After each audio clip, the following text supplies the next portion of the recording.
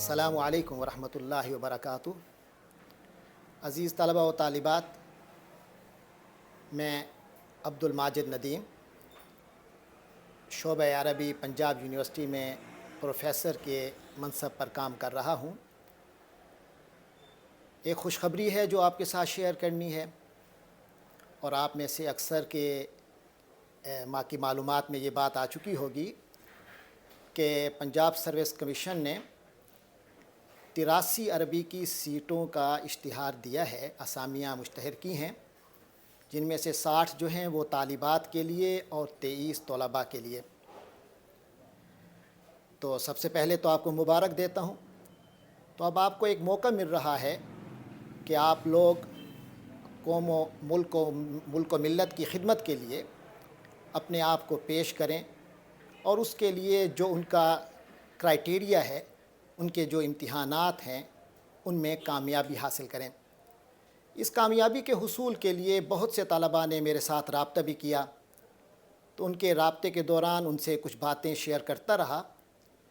तो जनाब हमारे बहुत ही अज़ीज़ दोस्त जनाब प्रोफ़ेसर डॉक्टर महबूब हुसैन साहब ने अब ये मौका फ़राहम किया है कि मैं अपनी इन हिदायत को और इन रहनुमा बातों को यहाँ यूट्यूब पर शेयर करें। तो इसके लिए अब आपसे मैं कुछ बात करना चाहता हूँ। पहली बात तो ये है कि जब आप इंशाअल्लाह इसके लिए अप्लाई करेंगे 17 दिसंबर तक, तो अप्लाई करने के बाद अब आपके पास 2 मरहले हैं, आपके सामने 2 मरहले हैं। पहला मरहला है जब आपका रिटन टेस्ट होगा। इस रिटन टेस्ट के लिए आपने तैयारी करनी है, और जो आपने रिटन टेस्ट के लिए तैयारी की होगी वही तैयारी आपको बाद में आपके इंटरव्यू में भी काम आएगी। इसी तैयारी के हवाले से पहली बात तो ये है कि जो ऐन वक्त की तैयारी होती है, ये आम तौर पर इतनी मुफीद नहीं होती जितना इंसान का जो सबका नॉलेज है, जो एक तसलसल है उसके पढ़ने का, वो उसे बड़ा फ़ायदा देता है। क्योंकि अरबी की असामियाँ हैं, तो इसके लिए आम तौर पर 3 बातों पे बड़ा ज़ोर दिया जाता है। नंबर 1, अरबी अदब की तारीख़ पर भरपूर नज़र होनी चाहिए। वो आपको मालूम है कि अरबी अदब की तारीख़ कोई मुख्तसर तारीख़ नहीं है, ये 1500 साल की तारीख़ है। नबी पाक अलैहिस्सलातु वस्सलाम से की आमद से 100 साल पहले से अरबी अदब की तारीख़ शुरू होती है और आज तक तसलसल से कायम है।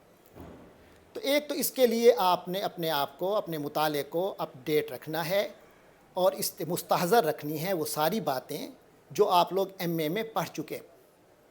और उनके इस्तेहज़ार के अलावा मैं आपके लिए रिकमेंड करूँगा कि तारीख़ अदब अरबी अहमद हसन ज़ैयात, उसका एक बार मुताला ज़रूर कीजिए।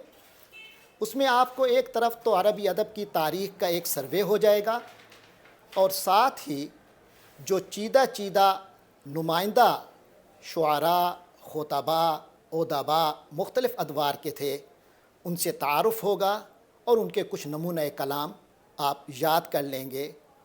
तो उस पर आपसे, उसके हवाले से आपके टेस्ट में और इंटरव्यू में आपको बड़ा फ़ायदा होगा।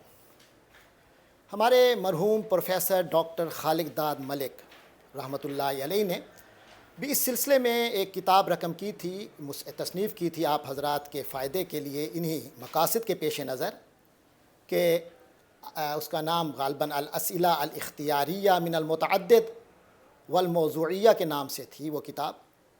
तो उसको भी अगर आप ले लें और उससे भी आप लोग इस्तिफ़ादा कर पाएँ तो बेहतर है।